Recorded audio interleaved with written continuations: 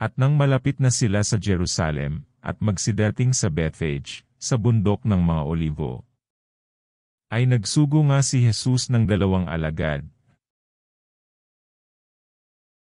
na sinasabi sa kanila, "Magsiparoon kayo sa nayong nasa tapat niyo. At pagdakay masusumpungan niyo ang isang nakatali na babaeng asno, na may kasamang isang batang asno. Kalagin niyo, at dalhin niyo sa akin. At kung ang sino man ay magsabi ng anuman sa inyo, ay sasabihin niyo, kinakailangan sila ng Panginoon. At pagdakay kanyang ipadadala sila." Nangyari nga ito, upang matupad ang sinalita sa pamamagitan ng propeta, na nagsasabi, "Sabihin niyo sa anak na babae ng Siyon, narito, ang hari mo'y pumaparito sa iyo, na maamo at nakasakay sa isang asno, at sa isang batang asno na anak ng babaeng asno." At nagsiparoon ang mga alagad, at ginawa ang ayon sa ipinagutos ni Jesus sa kanila. At kanilang dinala ang babaeng asno, at ang batang asno. At inilagay nila sa ibabaw ng mga ito ang kanilang mga damit. At dito siya'y sumakay. At inilalatag sa daan ng kalakhang bahagi ng karamihan ang kanilang mga damit. At ang mga iba'y nagsiputol ng mga sanga ng mga punong kahoy. At inilalatag sa daan. At ang mga karamihang nanga sa unahan niya. At ang nagsisunod ay nagsisigawan na nagsisipagsabi, "Hosana sa anak ni David. Mapalad ang pumaparito sa pangalan ng Panginoon. Hosana sa kataas-taasan." At nang pumasok si Jesus sa Jerusalem, ay nagkagulo ang buong bayan na nagsasabi, "Sino kaya ito?" At sinabi ng mga karamihan, "Ito'y ang propeta, Jesus, na taga Nazaret ng Galilea." At pumasok si Jesus sa templo ng Diyos. At itinaboy niya ang lahat na nangagbibili at nangamimili sa templo. At ginulo niya ang mga dulang ng mga mamamalit ng salapi. At ang mga upuan ng mga nagbibili ng mga kalapati. At sinabi niya sa kanila, "Nasusulat, ang aking bahay ay tatawaging bahay panalanginan. Datapwat ginagawa niyong yungib ng mga tulisan." At nagsilapit sa kanya sa templo ang mga bulag at mga pilay. At sila'y kanyang pinagaling. Datapwat nang makita ng mga pangulong saserdote at ng mga eskriba ang mga katakatakang bagay na kanyang ginawa. At ang mga batang nagsisigawan sa templo at nangagsasabi, "Hosana sa anak ni David," ay nangagalit sila.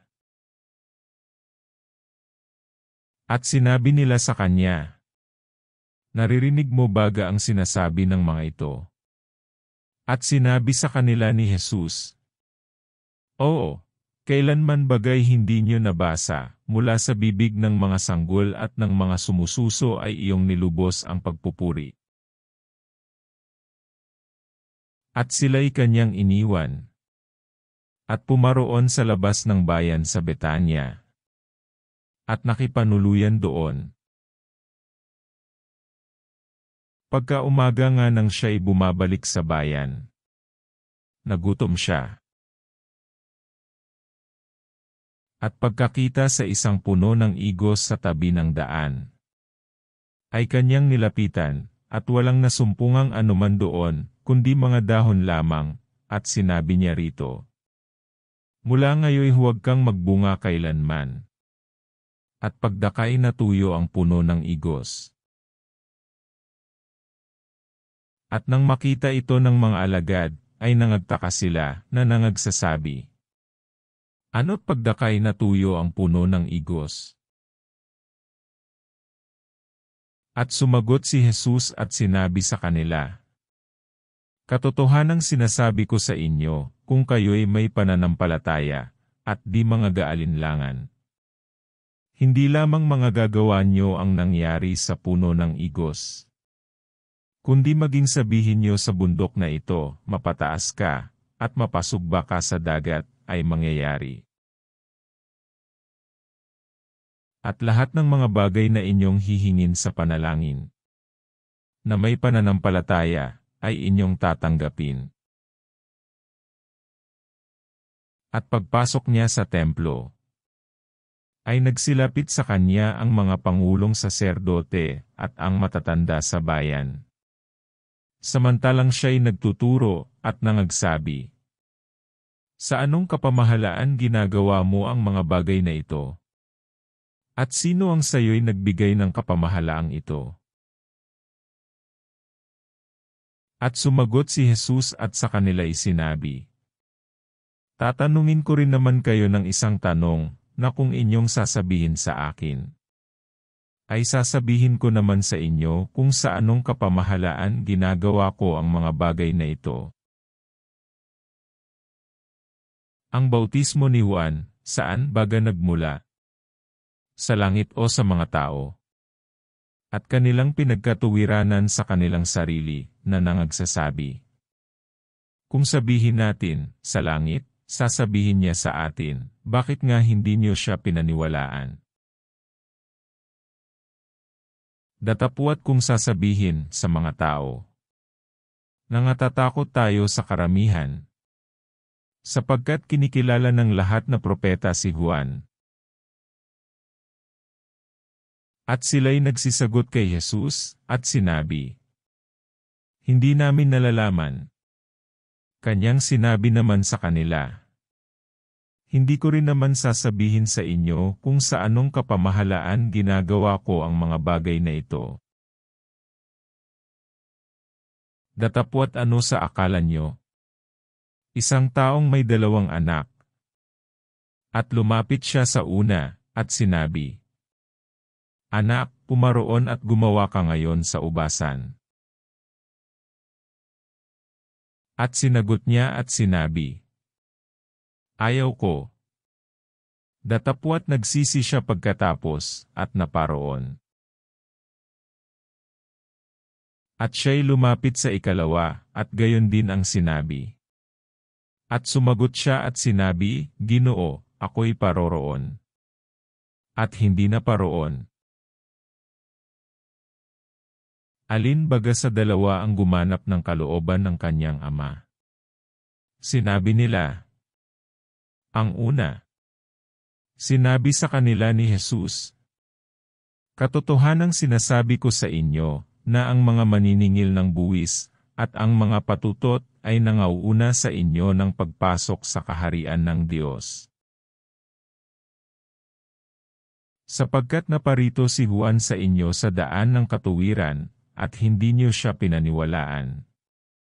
Datapwat pinaniwalaan siya ng mga maniningil ng buwis, at ng mga patutot. At kayo, sa pagkakita niyo nito, ay hindi man kayo nangagsisi pagkatapos, upang kayo'y magsipaniwala sa Kanya. Pakinggan niyo ang isa pang talinghaga. May isang tao, na puno ng sangbahayan, na nagtanim ng isang ubasan. At binakuran niya ng mga buhay na punong kahoy sa palibot. At humukay roon ng isang pisaan ng ubas, at nagtayo ng isang bantayan. At ipinagkatiwala yaon sa mga magsasaka, at napasa ibang lupain. At nang malapit na ang panahon ng pamumunga, ay sinugo ang kanyang mga alipin sa mga magsasaka, upang tanggapin ang kanyang bunga. At pinaghawakan ng mga magsasaka ang kanyang mga alipin. At hinampas nila ang isa, at ang isa'y pinatay, at ang isa'y binato. Muling sinugo niya ang ibang mga alipin na mahigit pa sa nangauna. At ginawa rin sa kanila ang gayon ding paraan. Datapwat pagkatapos ay sinugo niya sa kanila ang kanyang anak na lalaki na nagsasabi, "Igagalang nila ang aking anak." Datapwat nang makita ng mga magsasaka ang anak, ay nangagusapan sila. "Ito ang tagapagmana, hali kayo, siya'y ating patayin, at kunin natin ang kanyang mana." At siya'y hinawakan nila. At itinaboy siya sa ubasan. At pinatay siya. Pagdating nga ng Panginoon ng ubasan, ano kaya ang gagawin sa mga magsasakang yaon? Sinabi nila sa kanya, "Pupuksaing walang awa ang mga tampalasang yaon. At ibibigay ang ubasan sa mga ibang magsasaka. Nasa kanya'y magbibigay ng mga bunga sa kanilang kapanahunan." Sinabi sa kanila ni Jesus, "Kailanman bagay hindi niyo nabasa sa mga kasulatan? Ang batong itinakwil ng nangagtatayo ng gusali. Ang siya ring ginawang pangulo sa panulok, ito'y mula sa Panginoon. At ito'y kagilagilala sa harap ng ating mga mata. Kaya nga sinasabi ko sa inyo, aalisin sa inyo ang kaharian ng Diyos, at ibibigay sa isang bansang nagkakabunga. At ang mahulog sa ibabaw ng batong ito ay madudurog. Datapwat sino mang kanyang malagpakan, ay pangangalating gaya ng alabok." At nang marinig ng mga pangulong saserdote at ng mga Fariseyo ang kanyang mga talinghaga, ay kanilang napaghalata na sila ang kanyang pinagsasalitaan. At nang sila'y nagsisihanap ng paraang siya'y mahuli, ay nangatakot sila sa karamihan, sapagkat ipinalalagay nito na siya'y propeta.